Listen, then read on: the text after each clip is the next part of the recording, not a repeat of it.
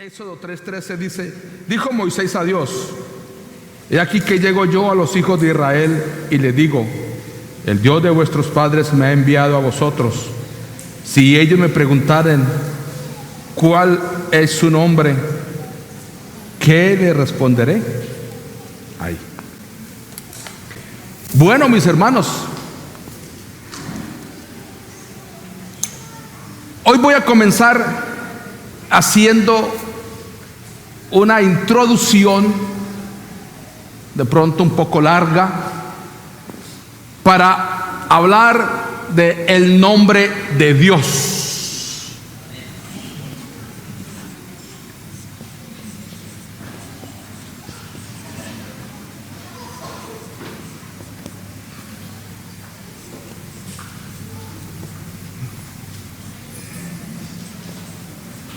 El nombre de Dios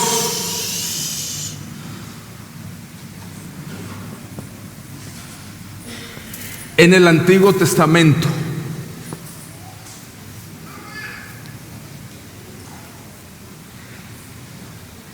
Comienzo diciendo lo siguiente: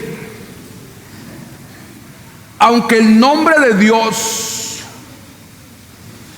no se puede comprender totalmente, porque Él es grande, Él es inmensurable, Él es el Todopoderoso, pero Él sí ha empleado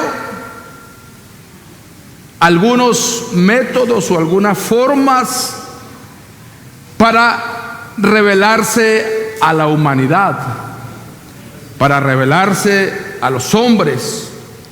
Y una de esas formas o uno de esos métodos es que Él ha usado muchos títulos o nombres para identificarse. Quiero hacer aquí un paréntesis. Y una cosa es un nombre y otra cosa es un título. Un título, voy a ponerlo aquí gráficamente, pero verbalmente. Usted va al médico y le dice doctor, o llama al maestro maestro, pero eso no son nombres, esos son títulos. Ese no es el nombre, Él tiene un nombre que es. Y todos nosotros tenemos un nombre. Pero para comenzar a hablar del nombre de Dios como tal, tengamos en cuenta esto, que va a ser muy fundamental para poder comprender lo que voy a seguir diciendo o expresando de aquí en adelante. Que la Biblia que usted y yo tenemos, la versión Reina Valera, unos usaban, los antiguos, la de 1909, después la del 60, otros usan la versión creo que 2000 y bueno, hay muchas versiones. Pero resulta que la Biblia fue escrita no en nuestro idioma, sino en el idioma hebreo. ¿Sí? En el idioma hebreo, en el idioma antiguo todavía, no es ni en el hebreo moderno, no, antiguo. Debido a esto, entonces, algunos hermanos o algunas personas que les gusta leer la palabra del Señor no entienden este principio. Y aquellos que de pronto les ha tocado que traducir un escrito de pronto en el colegio, en la universidad, de un idioma a otro, si no es un buen traductor, es complicado para poder traer a nuestro idioma, digamos del inglés al español, es complicado. El traductor debe ser una persona muy pilosa para poder acomodar las palabras para que queden bien en el idioma español. Ahora imagínese en un idioma que estuvo muerto. porque el idioma hebreo antiguo estuvo muerto, pero Dios utilizó a unos judíos muy sabios para resucitar ese idioma hebreo. Entonces, cuando entendamos este principio de que lo que tenemos aquí prácticamente es una traducción de otro idioma, vamos a entender lo que yo voy a decir. Entonces, para entender esa verdad, hermanos, hay que conocer esto. Ahora, las escrituras o la escritura ha pasado prácticamente más de 2000 años donde se tradujo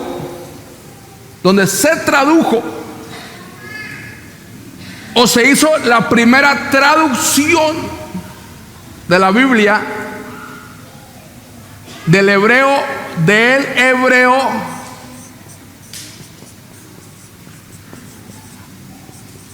al griego. Y eso se hizo, que lo voy a decir más adelante, voy a hablar de ello, por allá en el año 300 antes de Cristo. Se hizo la primera traducción de la Biblia. A esa primera traducción se le llamó, ahora les hablo un poquito más de esto, se le llamó entonces la Septuaginta. Esa fue la primera traducción que se hizo. Entonces, usted se imagina en un espacio de 2000 y más años, traducción tras traducción, versiones tras versiones, de una o de otra manera se ha ido alterando el sentido de las escrituras. No quiero decir con esto, porque la palabra de Dios es pura, es sin mácula, es inerrante la palabra de Dios. Pero no olvidemos que ha estado en manos de los hombres, de los seres humanos, para hacer su respectiva traducción a los diferentes idiomas o lenguas. Amén. Estamos ahí, ¿cierto? Entonces, tantas traducciones que se han llevado a cabo, hay algunas versiones de la Biblia. No olviden lo que dije ahora. La palabra de Dios es inerrante. Ella nunca cambia. Ella es la misma, ¿correcto? Partamos de ese principio. Pero los traductores, es decir, cuando se encontraron con el texto hebreo y traducirlo al griego, ellos, puede ser de buena intención,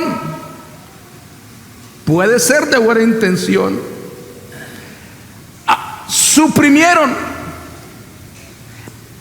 y alteraron y cambiaron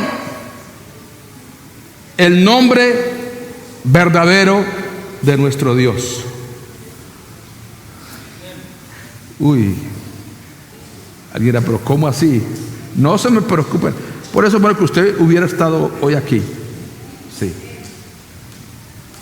Además hay que reconocer que los traductores, los que han traducido la Biblia del hebreo al inglés, al francés, al alemán, al italiano, al checo, al ruso, etcétera, etcétera, etcétera, uno pudiese pensar, y yo cuando era chico, o cuando era niño mejor, cuando era muchacho mejor, creía que los traductores biblistas, los que traducían de un idioma a otro,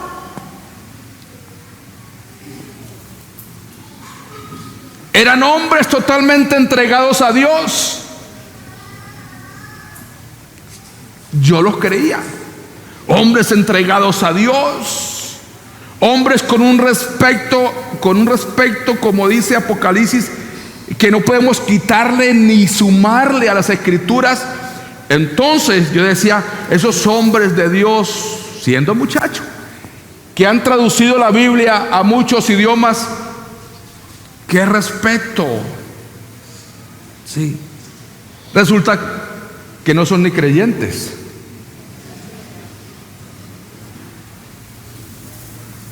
No se me asuste por eso. No son creyentes. ¿Qué son ellos? Biblistas. Palabras más, palabras menos.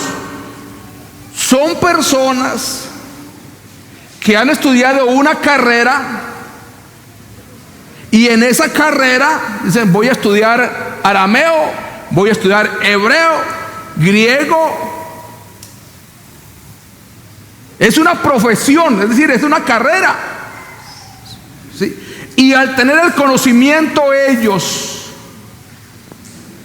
del hebreo antiguo, de partes del arameo, al tener el griego, conocer el griego, entonces puede ser que sociedades bíblicas diga, necesito un traductor que sepa esos idiomas antiguos. Usted pasa su hoja de vida. Independientemente allá no le van a decir, no, es que usted es creyente, ¿a qué iglesia pertenece? O si no, no sirve. No. Si usted sabe los idiomas antiguos, se considera entonces un buen traductor. Y lo que se requiere en sociedades bíblicas son traductores para traer entonces a nuestros idiomas la Biblia. ¿Me hice entender? Además, hay que reconocer que los traductores de la palabra del Señor no actúan bajo la inspiración del Espíritu Santo. No, Señor. ¿Sino bajo qué? Bajo el conocimiento que tienen de los idiomas antiguos, porque para eso estudiaron. Aparte de ello, no actúan bajo la inspiración divina. Otros han tenido fuertes opiniones, porque no es solamente uno que va a traducir, no. Son varios, es un grupo de personas que traducen las Escrituras. Y entre ellos pueden haber ¿qué? Conflictos. Perfecto, de opiniones. No, yo creo, no, yo no creo que sea así, yo creo que es por acá. Y el otro decía, no, creo que es por este lado. ¿Hubieron? De verdad. Opiniones distintas porque tenían algunas preferencias doctrinales, preferencias personales, y lo llevaron a ¿qué? A cometer fallas o errores de juicio, como ocurrió con el nombre sagrado de Dios. ¿Vamos bien ahí? Listo, correcto, listo. Por lo tanto, hermanos, ahora lo otro, para conocer el verdadero nombre del Dios Todopoderoso, ¿a dónde tenemos que ir? ¿A dónde hay que ir?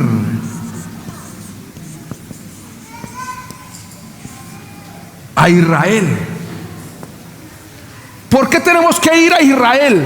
¿Cuál es la razón? Porque allá fue donde el Señor dio sus inicios con Abraham, para hacer de él un pueblo, hacer una nación. Es decir, que la parte de la lengua o el lenguaje las costumbres hebreas hay que estudiarlas en su contexto original. El contexto, hay que irnos a las fuentes para poder entender entonces lo del nombre de Dios. No olviden que la construcción de la cultura, oiga, fue dirigida personalmente por Dios. Personalmente por Dios. De ahí entonces que tenemos que comenzar diciendo lo siguiente: los nombres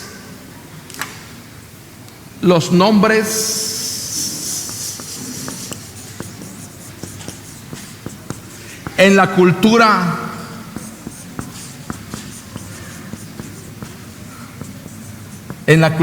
hebrea, los nombres en la cultura hebrea.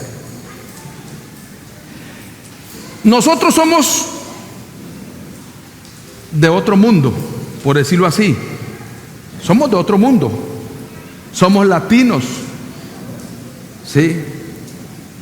¿Por qué digo esto? Porque usted le pone el nombre a su niño o a su niña por el nombre que está de moda. En la cultura hebrea, la cultura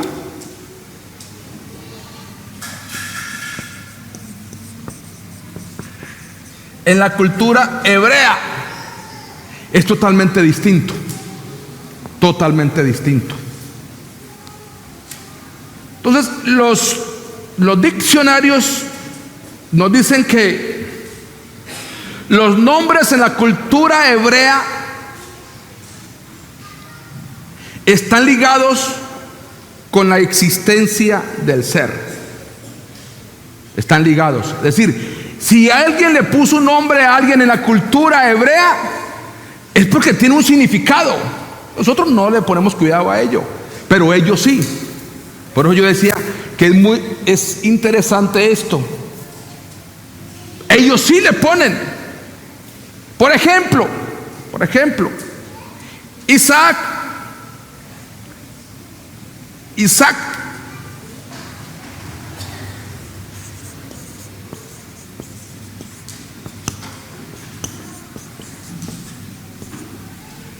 ¿Qué significa Isaac? Risa. ¿Y por qué Isaac significa risa? ¿Ah? Génesis 17, versos 17 y 19.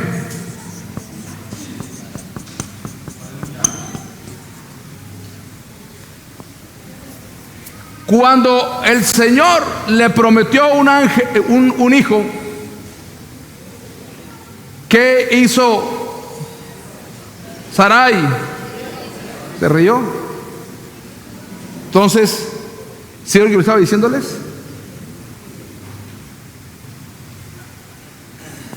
Otro nombre, Esaú.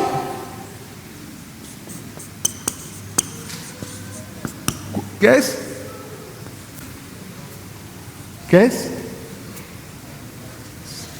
Tiene dos significados. Ese es uno y el otro ¿no?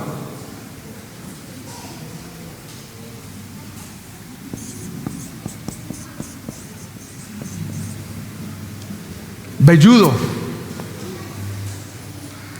¿Qué dice la Biblia? Que Esaú era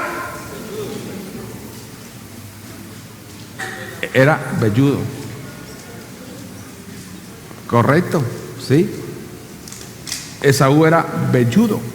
Es decir, ¿qué estaba describiendo? Una característica física. Y el otro nombre fue, ahora sí dígalo, Edom, que significa rojo. ¿Por qué rojo? ¿Por qué rojo? Porque cambió con Jacob la primogenitura. Dijo, dame de ese guiso rojo. Si bien que los nombres tenían y tienen significado.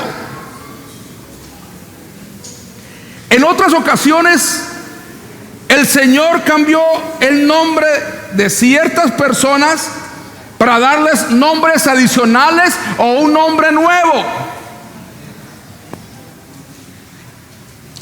Ejemplo.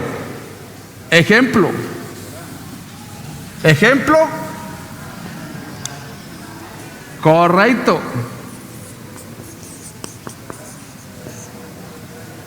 Entonces, comencemos por aquí, por este. Abraham,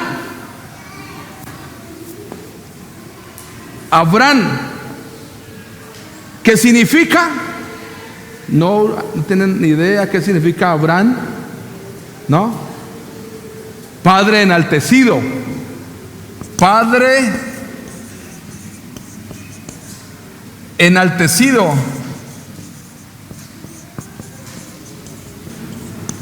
Y lo cambió entonces por Abraham,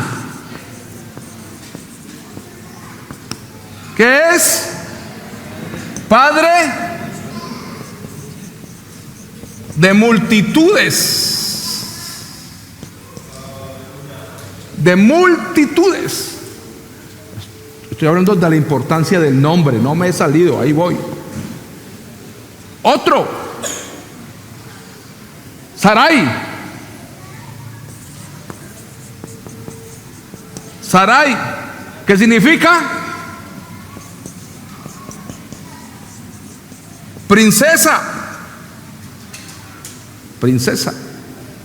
Y pasó entonces a Sara, ¿qué significa? Madre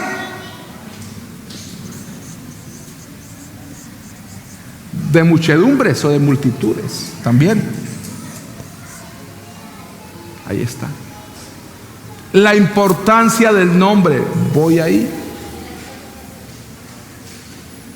Bueno. También Dios cambió el nombre de... Hay otro. Correcto, vamos donde Él. Correcto. ¿Qué significa?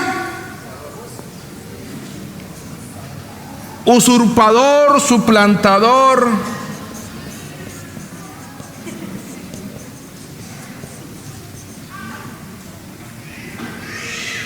Usurpador, suplantador. El que coge del talón también. Pero el Señor lo cambió por... ¿Qué significa? El que ha luchado con Dios, o el que lucha con Dios. Bueno, ya lo dije, el que lucha con Dios.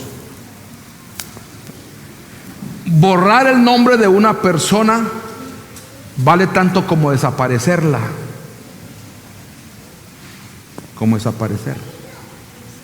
Éxodo capítulo 32 y el verso 33. El Señor se enojó con el pueblo de Israel y quería exterminarlos. Y Moisés intercedió por el pueblo. Y el verso 32 dice: que perdones ahora su pecado, intercediendo por Israel, que perdones ahora su pecado, y si no, ráeme ahora de tu libro que has escrito. Los nombres de los impíos serán borrados del libro de la vida. Entonces, el que un nombre de alguien sea borrado es delicado. Ahora, Dios tiene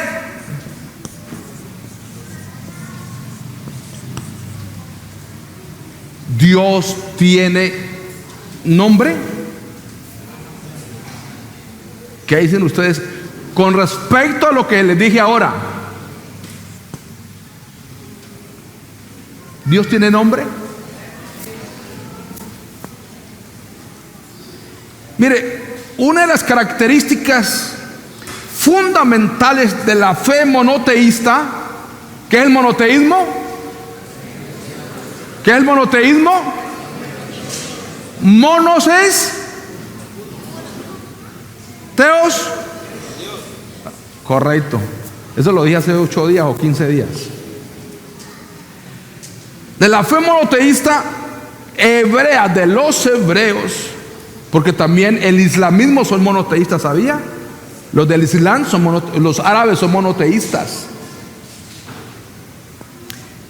Era que su deidad, es decir, su Dios, tiene un nombre superlativo, una característica insuperable, distinta a todos los demás, se destaca de otros nombres, que lo distinguía de todas otras deidades o divinidades.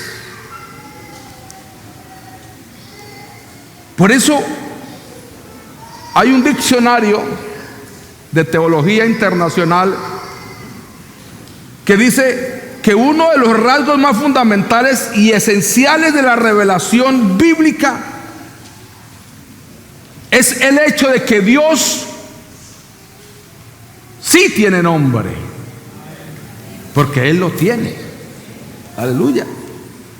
Tiene un nombre personal, por lo cual se le puede invocar, y por lo tanto, dice el diccionario, si algo no tiene nombre, pues cómo invocarlo. Entonces, ¿será que el creador de los cielos y la tierra se expresaría a los demás sin mostrar su nombre? ¿Qué dicen ustedes? No, no, Señor.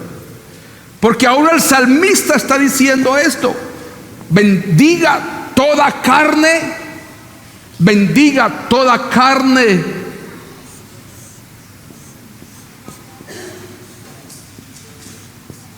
el nombre de Dios. Ese es el nombre de Dios. Bendiga toda carne el nombre de Dios. La alabanza del Señor proclamará mi boca. Salmo 145, 21. La alabanza del Señor proclamará mi boca, y todos bendigan su santo nombre eternamente y para siempre. O sea que nuestro Dios sí tiene un nombre. Y tiene un nombre. ¿Se podía conocer el nombre de Dios en el Antiguo Testamento? Sí. Sí, claro que sí. La pronunciación original del nombre de Dios, aquí la tienen. Es esta. Si alcanzamos ahora a explicar esto, si alcanzamos, vamos a darle explicación a esta parte, o si no, tocaría el próximo domingo, si Dios quiere. Pero el nombre de Dios fue conocido desde el Antiguo Testamento, desde los tiempos de Sed. ¿Quién fue Sed? Correcto. Sed, el hijo de Adán. Sed, Enos, Cainán, Mahalael, Jared, Lamed, Matusalén. Bueno, pero resulta que en el otro hijo, el tercer hijo ya, tercer hijo de Adán y Eva, dice Génesis capítulo 4 y verso 26, y a Sed, dice, es el nombre, le nació un hijo, y llamó su nombre Enos. Pero ¿cuál es la particularidad allí? Entonces los hombres comenzaron a invocar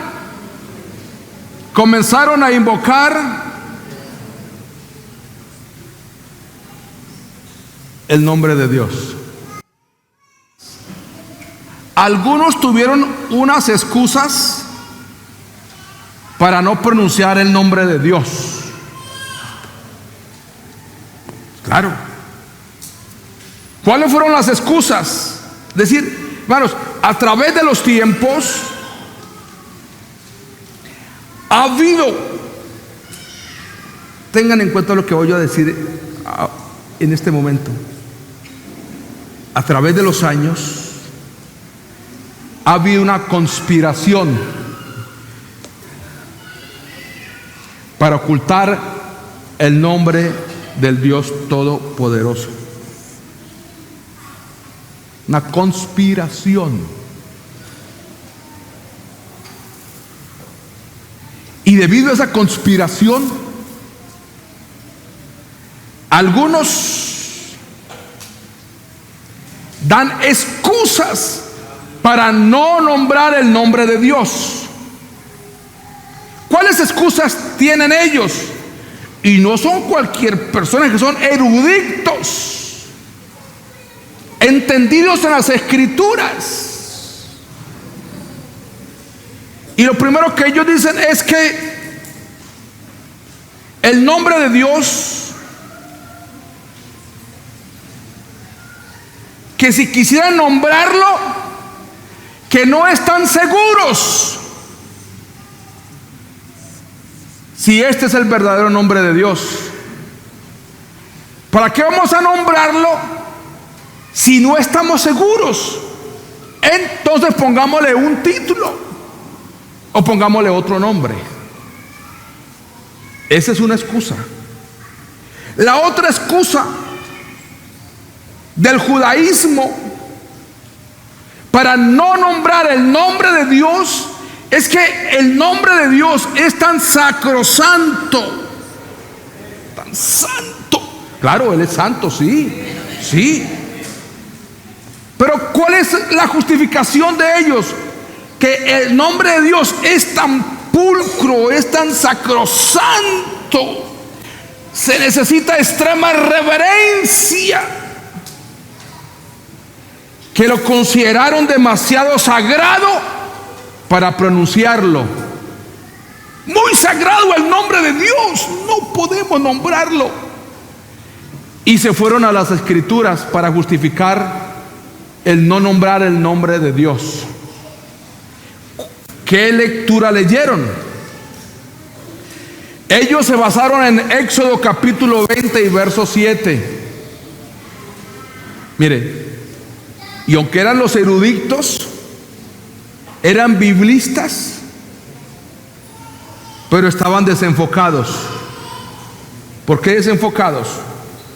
Porque ellos tomaron el texto de Éxodo capítulo 20 y el verso 7 para decir: no tomarás, aparte del texto dice, no tomarás el nombre el nombre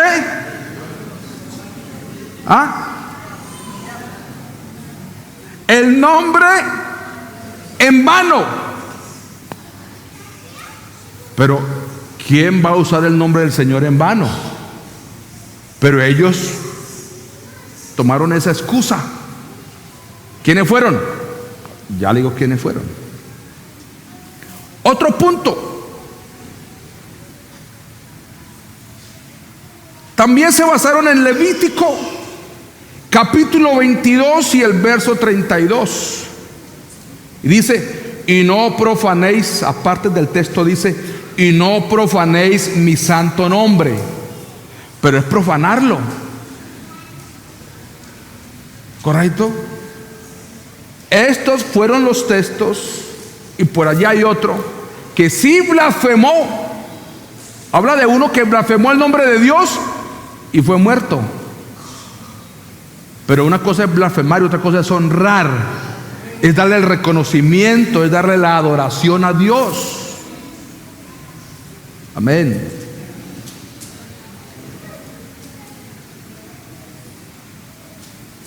Eso se encuentra en Levítico 24, verso 16, donde dice: y el que blasfemare el nombre de Dios ha de ser muerto. Pero blasfemare.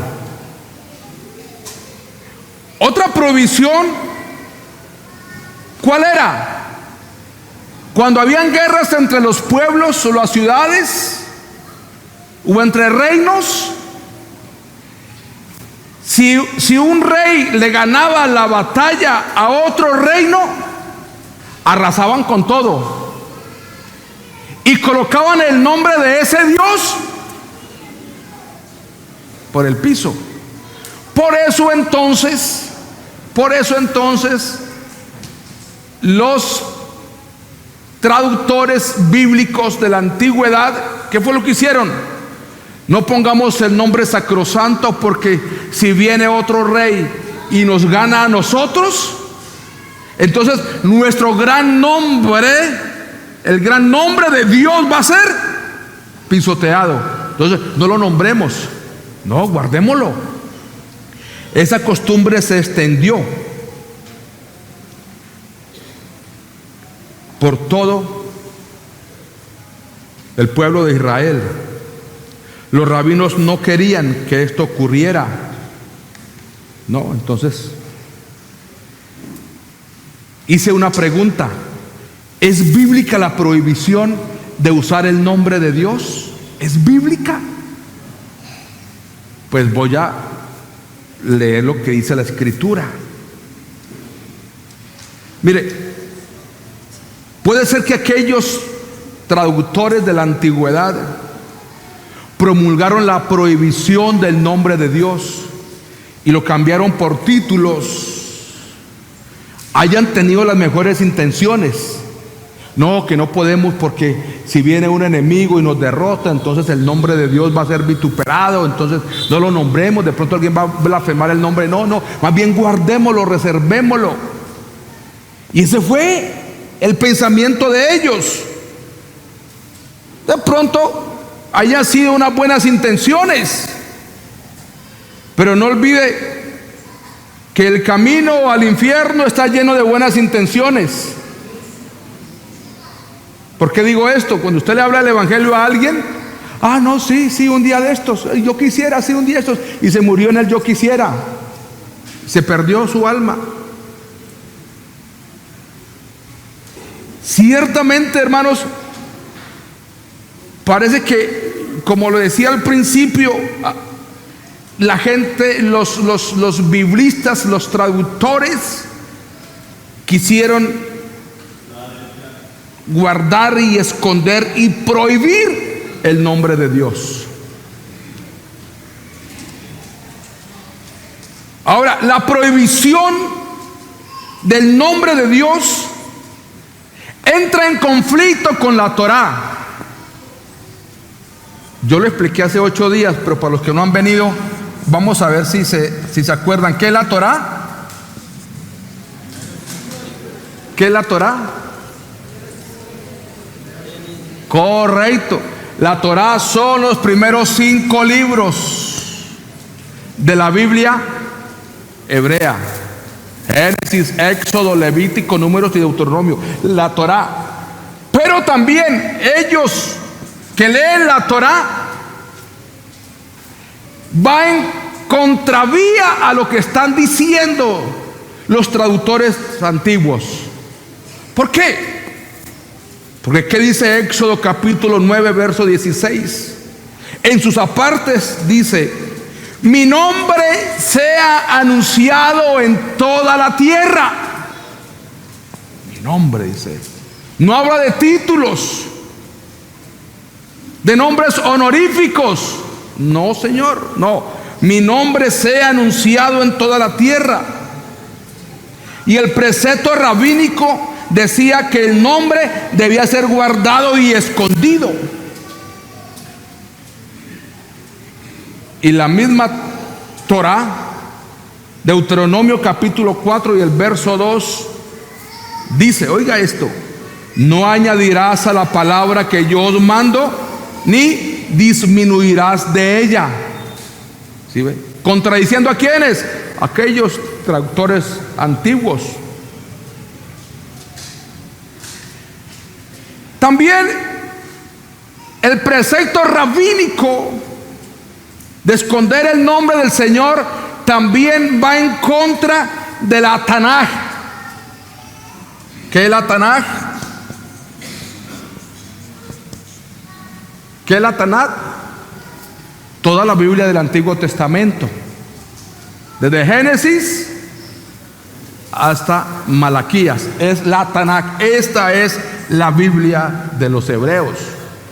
Para ellos el Nuevo Testamento no es Biblia, para nosotros sí, pero para ellos, y aún en la misma Tanaj, también el conflicto entre los rabinos y la Tanaj. Jeremías capítulo 23 y verso 27, donde habla de apóstatas a los que se olvidan del nombre de Dios, porque Dios no es el nombre de Dios. No, Señor, es un título. ¿Qué dice Jeremías 23, 27? Oiga, que piensan, ¿cómo hacen que mi pueblo se olvide? Que mi pueblo se olvide ¿de qué? De mi nombre.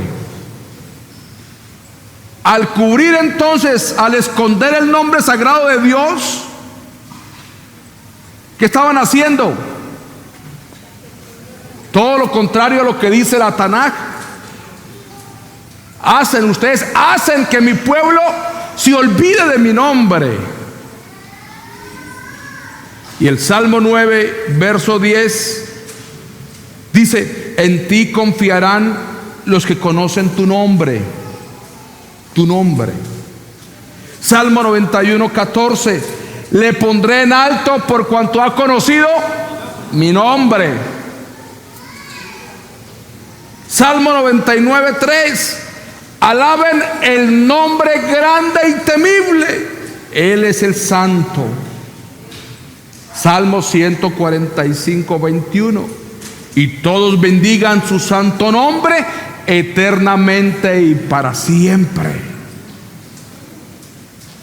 Y terminemos Isaías 52, 6: por tanto mi pueblo sabrá mi nombre. Entonces hay un choque entre el pensamiento rabínico de esconder el nombre sagrado de Dios y lo que dice la Torá y lo que dice la Tanaj. Total. Israel no podía olvidarse entonces del nombre del Señor. Allí mismo en Jeremías capítulo 23, verso 27 dice: no piensan cómo hacen que mi pueblo se olvide de mi nombre. Oiga, con sus sueños que cada uno cuenta a su compañero, al modo que sus padres se olvidaron de mi nombre, lo cambiaron por Baal. Ahora, vamos aquí. Se olvidaron del nombre.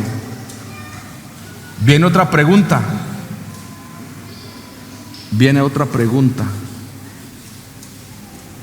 ¿Cuándo fue? ¿Cuándo sucedió todo eso? ¿Cuándo?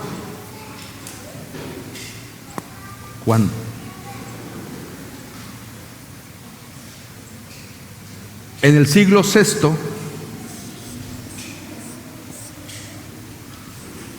antes de Cristo, siglo VI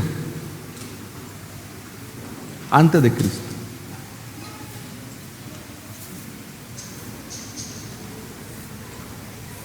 Algunos manifiestan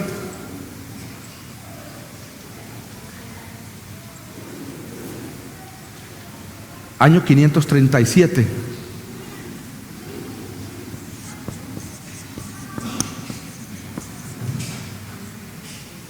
Cuando Israel viene de Babilonia, otra vez a tomar posesión de la tierra prometida, Esdras capítulo 1 y Crónicas segundo libro capítulo 36, cuando el Señor despertó el espíritu de Ciro, rey de Persia, 1:4 de Esdras, para que Israel volviera otra vez a su patria.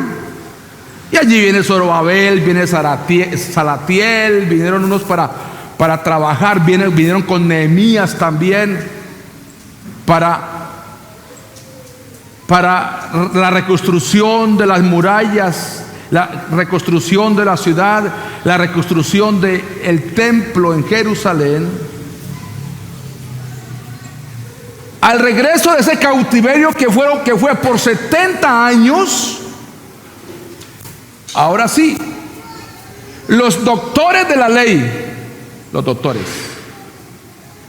los guías del pueblo, ellos entablaron un largo debate. ¿Para qué? Para no pronunciar entonces el nombre sublime de Dios.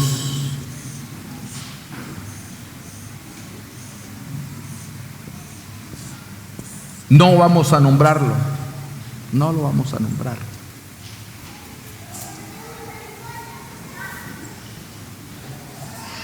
Más bien, cuando estemos en la liturgia,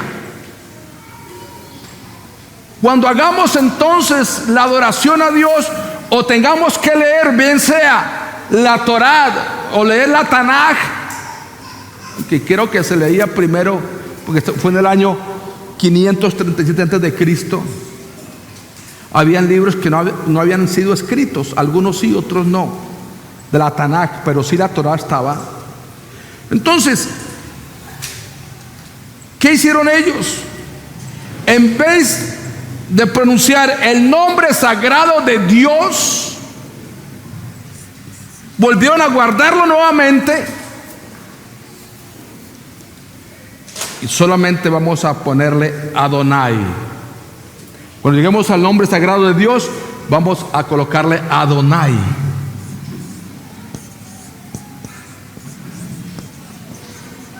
Adonai. Cuando encuentren el nombre sagrado de Dios, vamos a decirle Adonai. Adonai. ¿Qué en nuestro idioma entonces sería?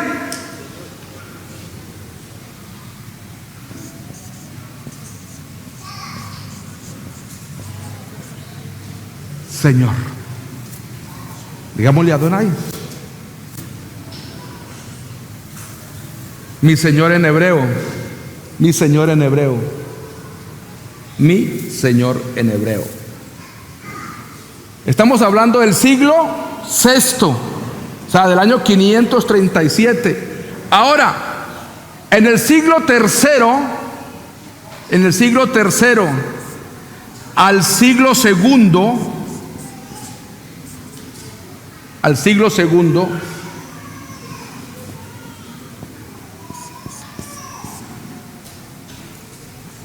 diríamos que entre el año 200 antes de Cristo, tengan pendiente esto, antes de Cristo, fue donde se dio inicio ¿a qué? A la primera traducción de la Biblia en griego. Y esa primera traducción de la Biblia, entonces ahora sí lo que estaba diciendo ahora rato, se llamó la Septuaginta. Esta. Bueno, hay una historia larga sobre esto que no quiero entrar allí, que fueron 72 sabios que estaban allá en Egipto con Ptolomeo. No, eso no lo voy a... Se hizo entonces en el año 200 antes de Cristo la primera traducción de la Biblia en hebreo al griego, con el propósito de que los judíos o israelitas que vivían en Grecia pudiesen entonces leer la Torá en griego. Pero ellos, al encontrar el nombre sagrado de Dios, ¿qué dijeron? Usemos la palabra Kyrios. Usemos la palabra Kyrios.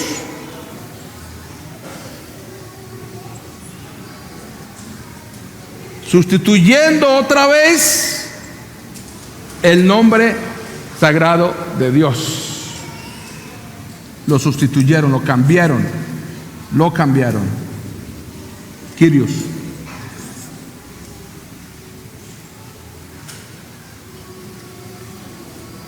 En lugar de pronunciar el nombre de Dios.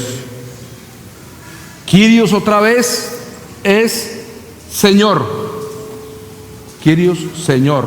Bueno, pongámoslo aquí. Señor. ¿Qué hizo la Septuaginta? Volver a guardar el nombre sagrado de Dios. Lo guardaron. Por esta razón, hermanos míos, algunas traducciones o versiones que usted y yo tenemos hasta el día de hoy, pues ¿qué pasa? Nos trajimos todo ello también.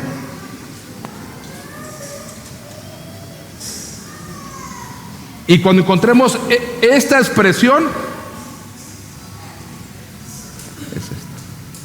es el nombre sagrado de Dios. Sí. Otro nombre que también usaron ellos es Elohim. Elohim. Ese sí lo encontramos prácticamente. Dios. Te encuentra a Dios. En el principio creó Dios, Elohim. Pero resulta que esta palabra, esta y esta, son palabras genéricas. ¿Qué significa esto? ¿Qué es genérico? Que este se le puede atribuir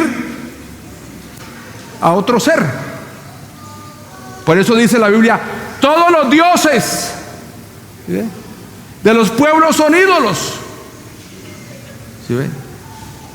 Este se le puede, Elohim se le puede decir a otro, a una imagen. Si usted habla con un pagano, dice, este es mi Dios. Y aún algunos sacan plata de aquí, dice, este es mi Dios, la plata. Ese es su Elohim para ellos, ese es su Dios. Pero no es el nombre real.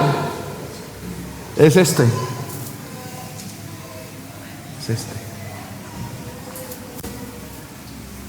Bueno.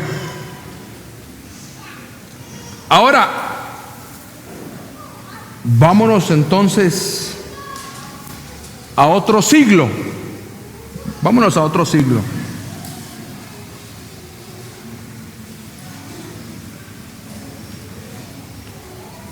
No olvide que todo esto es antes de Cristo, se me está borrando, antes de Cristo. Pero en el año quinto, o en el siglo quinto mejor, hasta el siglo décimo,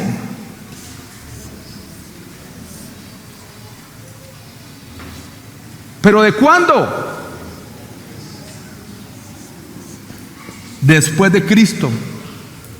O sea que si hablamos aquí hace 1500 años, del siglo quinto al siglo décimo.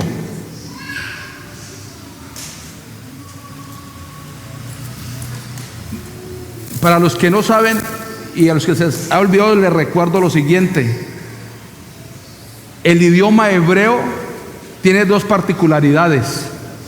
Dos. ¿Cuál es la primera? Que se escribe de derecha a izquierda. Nosotros escribimos de izquierda. La otra particularidad, y es que el idioma hebreo carece de vocales. Todo el idioma hebreo es de consonantes. Todavía se sigue escribiendo de derecha a izquierda. Todavía. ¿Sí? Ahora, ¿quiénes fueron los que hicieron ese trabajo en el siglo V hasta el X? Año puede ser 400 al 900. Del 400 al 900.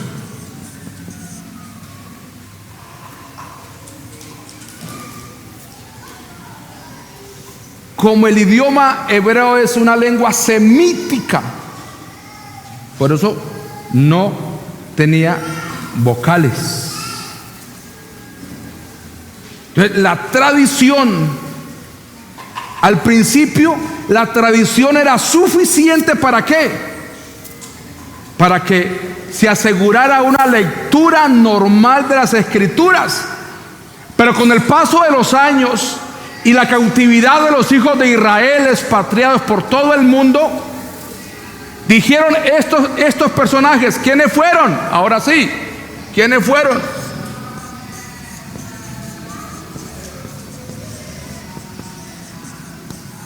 Los masoretas. Ellos fueron, en todo ese tiempo, que le colocaron vocales,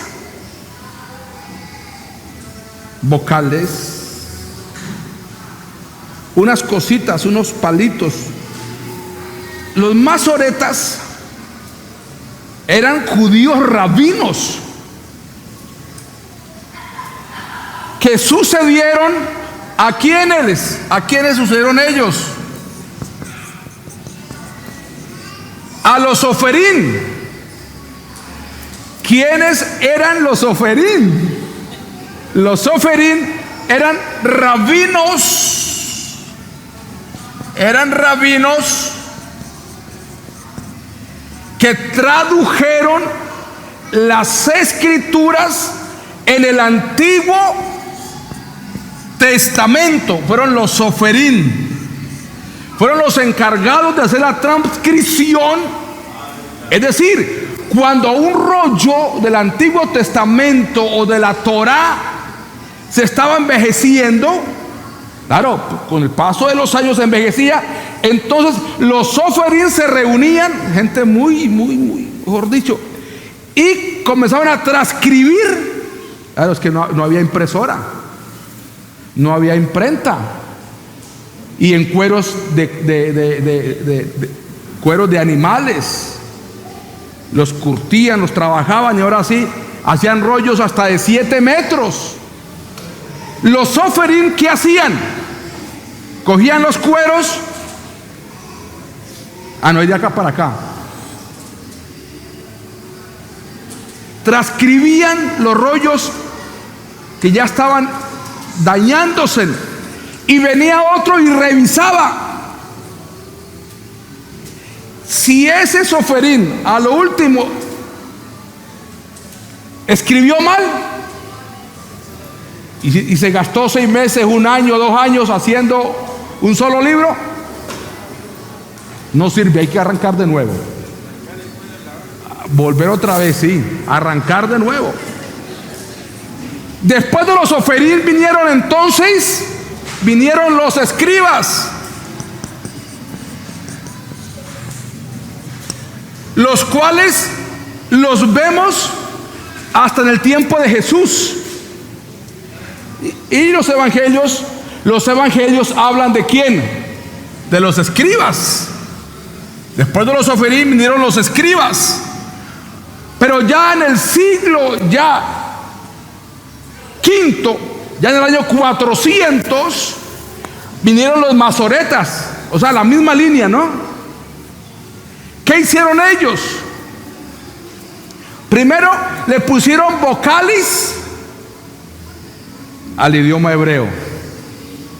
Vocales. ¿Para qué?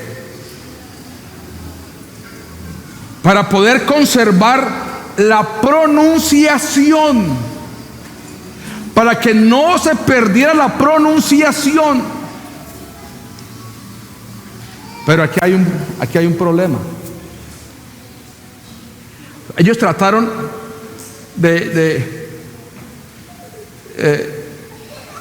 cuadrar pues el texto y acomodarlo para que fuera leído, porque ya habían pasado muchos años, muchos siglos, y algunos ya no podían leer solamente las consonantes. Entonces le pusieron punticos. Eso lo veremos, si Dios quiere, el próximo domingo. Los punticos, y vamos a escribir Adonai en hebreo y Señor en hebreo, y los punticos para que usted entienda, si Dios quiere. Entonces ellos pusieron los signos vocálicos. ¿Quiénes? Los masoretas. Punticos pequeños o trazos situados encima de las letras o por debajo, sin perturbar la integridad del texto. El texto consonántico tradicional.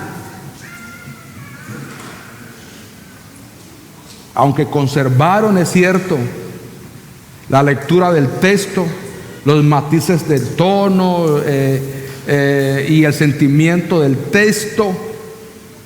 Pero aquí les cuento algo. ¿Qué pasó otra vez? Estos masoretas siguieron la traducción, siguieron la línea de los oferín.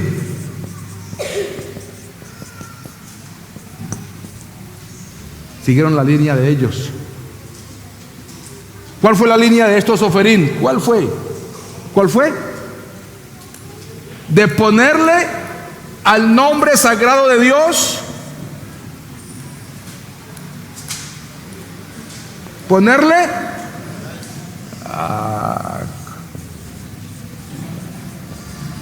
Adonai.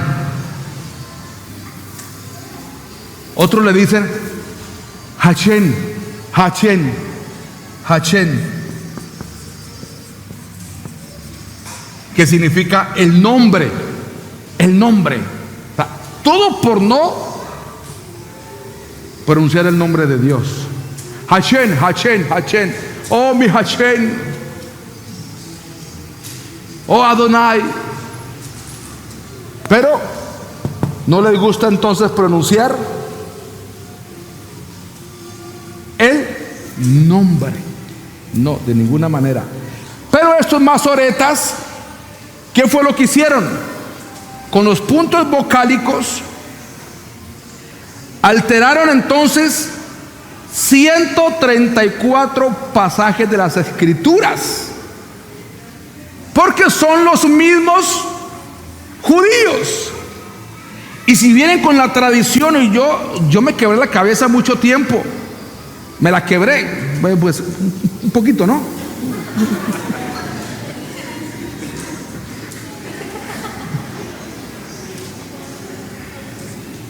Muchos años me quebré la cabeza, porque los masoretas escribieron el texto masorético. Y yo decía, bueno, de verdad, yo quiero identificar entonces el nombre de mi Dios. Y muchos escritos y escritores y libros y enciclopedias decían, es que los masoretas ellos pueden revelarnos el nombre de Dios en el texto masorético que ellos habían traducido. Pero traen la traducción de los oferín, los que y que este es el nombre de Dios. Entonces, ¿cómo hace que los mismos masoretas, judíos, rabinos vayan a quitar una tradición de más de, desde el año 300, más de 1000 años? Quitar la traducción de los oferín para poner el verdadero nombre de Dios. No, ¿qué hacen ellos? Vuelven y esconden el nombre de Dios. Vuelven y lo esconden. Y es allí donde estos copistas le colocaron vocales. Le colocaron vocales. Puntos, punticos al nombre de Dios. Es decir, lo escondieron de todas maneras. Lo escondieron. Para que se leyera no el nombre de Dios, sino para que se leyera Adonai. Lo mismo que habían hecho los oferín y los escribas. Entonces, cuando encontraran el nombre de Dios, Yod, Hed, Vad, Hei, sería, aquí lo tenemos de izquierda a derecha.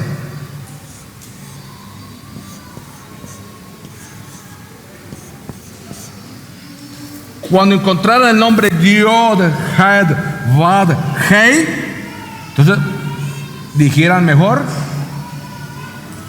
Adonai.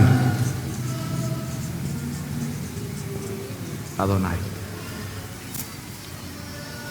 O sea que no nos dieron ningún descubrimiento prácticamente. ¿Por qué no están de pie, hermanos? Quedamos allí en el Ketib y el Kerim.